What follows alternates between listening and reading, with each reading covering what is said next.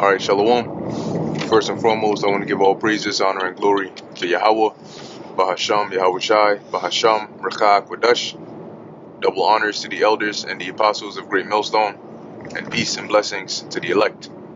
And yeah, I tried doing this lesson as a live stream, but these demons, I don't know what their problem is, but the connection just wasn't good at all, and it just kept cutting off and so on. So I just decided to do it as a regular video, because the spirit, while the spirit is on you, you want to definitely take advantage of that. Okay, strike while the iron is hot. Okay, but basically, the lesson is dealing with the effect of every vision, and as you can see, happening in the world today, there are a lot of different aspects of prophecies that are taking place. Okay, and like I mentioned, or at least I was trying to mention in the stream, was that this stemmed from a conversation that I was a part of last night, with a few brothers, and we were basically discussing this topic of the well, this came up, I should say, okay, about the effect of every vision, and we're basically seeing that happen now, okay, because when you deal with the scriptures and you read these prophecies and these visions that the prophets got, it's dealing with the effect, basically. Okay, these visions that you saw were really the action part of prophecy. All right, most of these visions were not dealing with the prelude to what was about to take place, but more so what actually happens. Right, when the apostle John saw um the MOTB, or the destruction and so on and so forth, that's what he saw. Okay, he saw the actual effect of the vision, which was people getting denied service if they hadn't taken the MOTB, okay, or people being put to death for not taking the MOTB and standing firm to Yahweh Ba'ashem Yahweh Shai, right? When you read the book of 2nd Ezra 15, 2nd Ezra 16, these are all the effect of the vision.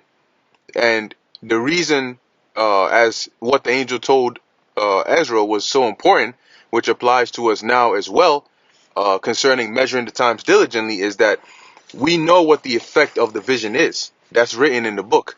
But we need to watch as well as pray, like Yahweh Shai said, that day doesn't come upon you unawares, because we know the effect of it, but we're looking out for the cause.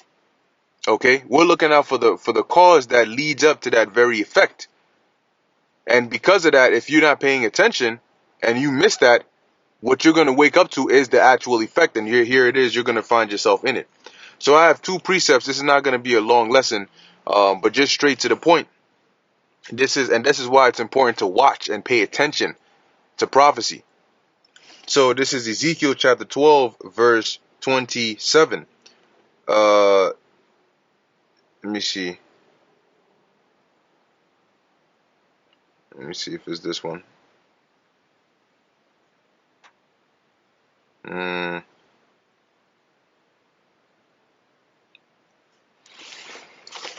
Slacky, I know it's in here somewhere. Give me 1 second. Let me just find this real quick. See the effect of every vision. 12 and 23. Con. This is the book of Ezekiel chapter 12, verse 23. Tell them therefore, thus saith the Lord. And this is something you'll see recurring. When the Lord wants a message to go out, he'll say, let him know that I'm the one saying this, right? Thus saith the Lord, I will make this proverb to cease, and they shall no more use it as a proverb in Israel. But say unto them that the days are at hand, and the effect of every vision. Okay, the effect of every vision, which also lines up with the book of Habakkuk, the 2nd chapter. Okay, which I'm going to try to pull up in a quick second. Okay, so we are now living in the days of every, the days of the effect of every vision, and that's why we're seeing really the last few steps that lead up to the effect of the vision.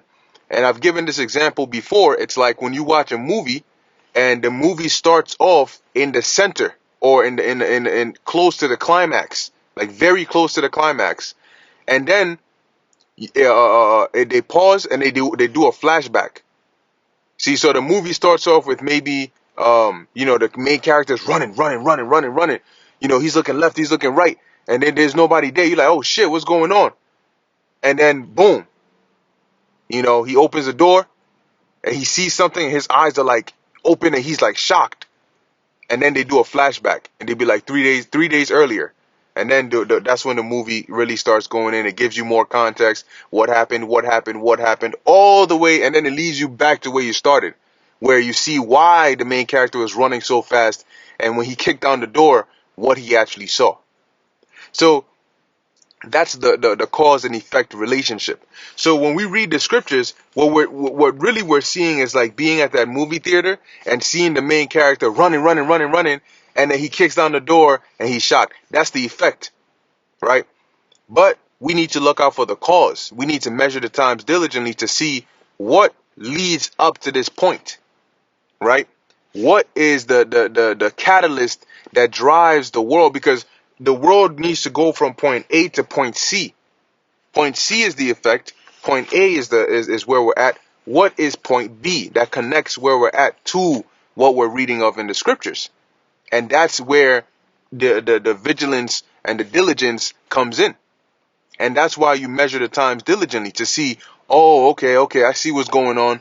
I see how the world is shifting closer and closer to a dystopian future where it's then possible for them to declare martial law. It's then possible for people to run rampant, 2nd Esdras 15, invading one another, killing one another, committing cannibalism. I can see how the world ends up in this kind of place. You see? That's the effect of the vision. So now this is the book of Habakkuk chapter 2, verse 3. For the vision is yet for an appointed time. Right? Meaning that regardless of when the prophets got these visions, the vision that they saw was for some time in the future. Right? That's the appointed time. And the Most High is the one who appoints those times. But at the end it shall speak and not lie. Though it tarry, wait for it, because it will surely come, it will not tarry. And that's when the effect, okay, that's when you start living through the effect of those visions. All right, which we're in now. And you know what's going to happen at that point? Now let's get this precept. Wrap it up nicely. This is the book of Ezekiel chapter 33, verse 33. And when this cometh to pass, lo, it will come, which are what? The visions, the prophecies, the effect of the visions. Then shall they know that a prophet hath been among them. So the prophets speak the cause. I remember in our conversation, the elder Tazwan mentioned this. He said that basically the Lord set it up to where the prophets are out here to speak things into existence. Well, and it looks like that, right? But in actuality, these things are already set to happen. But the Lord is using us to sort of, in the physical manifestation, to speak it into existence. Because that's what happens. We speak on something and then it happens. Now, behind the scenes, what's really going on is we know what's going to happen and we're telling you it's going to happen before it happens. Right? But we're not the ones actually making it happen. Because if that was the case, our mouths would be very dangerous now, wouldn't it? Because then the second we turned around and said Edomites can make it, then Edomites can make it. But we don't got that kind of power. Okay? So we tell you what's going to happen. What we already know is going to happen. Pursuant to Amos 3 and 7.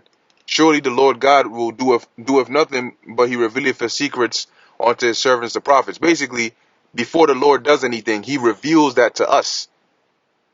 And a big part of the secret and mysteries, along with the dark sayings, are what's going to happen. And it's a mystery because nobody knows the future. Except for the one who creates the future, who revealed it unto us. So when this comes to pass, because right now we know the effect, and we're telling you the cause. This is going to lead to that. This time we're living in is the cause of what we're going to see over here, what we're going to see over there. And when people start to feel the effect of the vision, that is when they're going to know that a prophet has been among them. That is when they're going to want to take things seriously. Okay, but now we're starting to see the Lord is turning things up. So now let me actually end it off with this last precept. Psalms chapter 1. This is one of my favorite precepts. Psalms 119 and 126. It is time for thee, Yahweh, Bahasham Yahushai, to work, for they have made void thy law. Okay, it is time for thee to work, for they have made void thy law. All right, and so that's what we're seeing the Lord do. He's putting in work because it's time. It's time, and the scriptures say it is high time to awake out of sleep. All right. So anyway, with that, I'm going to end it here. Lord willing, that was edifying to the elect. In closing, I want to give all praises, honor, and glory to Yahweh, Bahasham, Yahweh Shai, Bahasham, Rakha Kodesh. Until next time, Shalom.